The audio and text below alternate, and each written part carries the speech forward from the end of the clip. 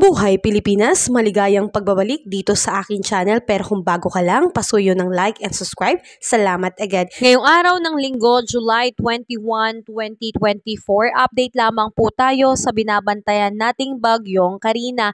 Ito po ngayon ay patuloy na lumalakas at ito po ay huling namataan sa layong 545 km east of Casiguran, Aurora, at ito po ay may lakas na hangin na 65 km per hour at may bugso po ng 80 km per hour. So ito po ay inaasahan na patuloy pong kikilos pa northwestward at 20 km per hour. Mga kababayan, ito po ay patuloy pong nakakaapekto dahil nagpapalakas din po ito nitong southwest monsoon, kaya patuloy po tayo makararanas ng pag-ulan. So ngayong araw hanggang sa Lunes, asahan po natin na uulanin po about 50 to 100 mm po na pag-ulan dito sa lugar po ng kalupaan ng Cagayan at eastern portion po ng Babuyan Island. Samantalang pagdating naman po ng Monday hanggang Tuesday, patuloy pong makararanas ng pag-ulan dito sa Babuyan Island at ganun din po sa Batanes. So mga kababayan, patuloy pa rin po tayo makararanas ng pag-ulan dulot pa rin po nitong southwest monsoon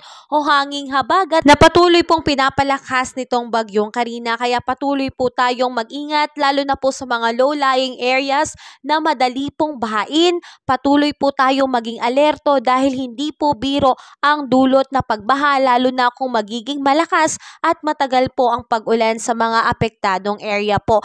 Samantalang ingat din po tayo sa mga mountainous area dahil posible po ang pagkakaroon ng mga biglaang landslides. So ito po ay posibleng magdulot sa atin ng malaking kapahamakan, kaya patuloy po tayong mag-ingat at mag-antabay sa ating ulat panahon. Muli pinapaalala ko, magiging maulan po ang ating panahon ngayong araw na ito, lalo na po sa mga lugar na apektado ng southwest monsoon at ganun din po nitong bagyong Karina. Kaya ingat po tayo mga kababayan. Kabayan, kung nakatulong sa iyo ang video na to, huwag mo namang kalimutang mag-like and subscribe at pasuyo na rin po, pahit na rin po ng notification bell para updated ka sa mga susunod ko pang weather update. Muli, maraming salamat, ingat, God bless po kabayan.